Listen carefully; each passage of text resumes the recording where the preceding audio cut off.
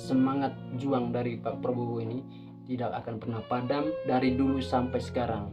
Halo teman-teman, jumpa lagi bersama saya di sini sesuai nama channel.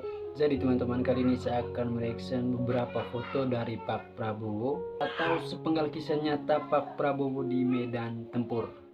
Oke teman-teman, untuk mempersingkat waktu kita langsung saja ke videonya. Video ini teman-teman menjelaskan ketika Pak Prabowo ada di medan tempur bersama anggotanya atau bersama anak buahnya. Di sini ada salah satu anak buah dari Pak Prabowo menceritakan kehebatan Pak Prabowo ketika di medan tempur, keberaniannya. Oke, kita langsung saja untuk foto yang pertama. Di foto yang pertama menjelaskan ungkapan dari salah satu anggota Pak Prabowo, Sersan Laude tak mau ambil risiko.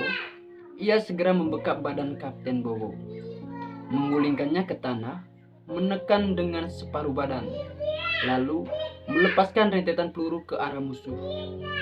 Di benaknya, Kapten Prabowo tidak boleh gugur di medan tempur. Seberani apapun komandannya, ia adalah obor yang menghangatkan mereka di kala gundah dan menjadi penyemangat pasukan segala waktu. Ini cerita dari Sersan Laude ini ketika masa perang di Timur ya teman-teman. Waktu itu lanjut. Sersan Laude tak habis pikir pemuda gagah yang menjadi komandan kompinya seolah memilih nyali yang berlapis-lapis. Keberaniannya di medan tempur sama sekali tak mengisyaratkan jika ia adalah putra seorang begawan ekonomi dan mantu dari seorang presiden yang amat disegani di dunia internasional kala itu. Letupan senjata api berkali-kali menghantam pasukan Kapten Prabowo. Nyaris saja nyawa mereka melayang, tapi Pak Prabowo mampu mengatur strategi jitu buat anak buahnya hingga tak satu pun peluru-peluru milisi Fretilin mengenai sasaran. Membaca situasi itu, Pak Prabowo tak ciut. Ia terus membakar semangat pasukannya untuk memukul mundur pasukan musuh. Strategi itu membuahkan hasil. Beberapa musuh tertembak mati dan yang lainnya kocar-kacir melarikan diri ke hutan. Ini cerita ketika masa perang di Timur ya teman-teman. Pak Prabowo sebagai kapten dari anggota Sersan Laude ini. Dan Sersan Laude ini menceritakan semua kenangan-kenangan pada waktu itu. Menceritakan apa yang terjadi di waktu itu dan bagaimana usahanya dari Bapak Prabowo untuk menyelamatkan timnya dari medan perang. Oke, kita lanjut dulu. Situasinya meredah. Sayangnya, radio penghubung milik pasukan Pak Prabowo hancur terkena peluru dan bom musuh, sehingga hubungan komunikasi pasukan Prabowo dengan Jakarta menjadi putus. Malam mulai senyap di belantara hutan tanah Timur. Segera kembali ke markas, istirahat dan tetap waspada. Radio penghubung yang rusak segera dibenahi. Perintah Kapten Prabowo waktu itu. Siap, jawab pasukannya. Rusaknya radio penghubung, pasukan Baret Merah yang dipimpin langsung oleh Kapten Prabowo ternyata menimbulkan situasi baru di Jakarta. Ia diisukan telah gugur di medan tempur.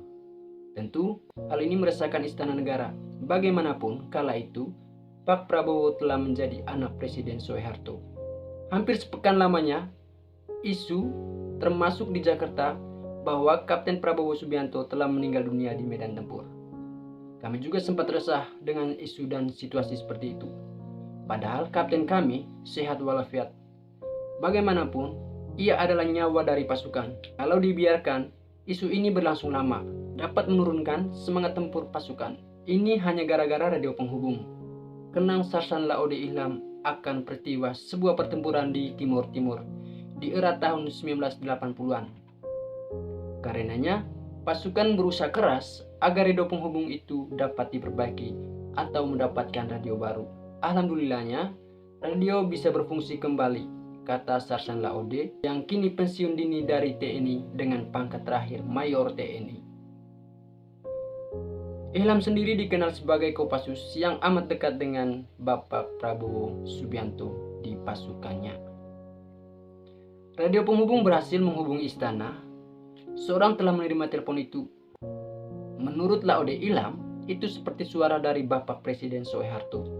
Sehingga Sehingga kemudian dengan sigap melaporkan situasi terakhirnya, termasuk kondisi komandannya Prabowo Subianto yang sehat walafiat, dan membantah isu gugurnya Pak Prabowo di kala itu. Laode Ilham atau Sarsan Laode tak bisa melupakan peristiwa termasuk kedekatannya dengan Prabowo Subianto yang disapanya Mas Bowo. Itu sangat pemberani, tegas dan selalu tepat dalam mengambil keputusan. Karenanya kami anak buahnya jika berada di tengah-tengah Mas Bowo merasa sangat terlindungi. Kami pun sangat melindungi Mas Bowo. Bagaimanapun, Mas Bowo bukan sekedar komandan kami, tapi juga anak presiden, kata Sarsan Ilham. Ya, mungkin itu saja sedikit cerita ketika Pak Prabowo ada di medan tempur ya teman-teman. Semangat juang dari Pak Prabowo ini tidak akan pernah padam dari dulu sampai sekarang. Seperti yang kita ketahui sekarang ini teman-teman, bahwa sudah 2 kali dia jadi calon presiden, kalah, 1 kali jadi wakilnya dulu, kalah, dan semoga di yang terakhir ya teman-teman, yang keempat ini bisa terwujud atau bisa memimpin negeri ini. Terima kasih buat teman-teman yang sudah mampir ke video ini. Jangan lupa untuk dukung channelnya dengan cara klik subscribe, like, dan komentar di bawah. Dan sampai jumpa di video-video kita berikutnya.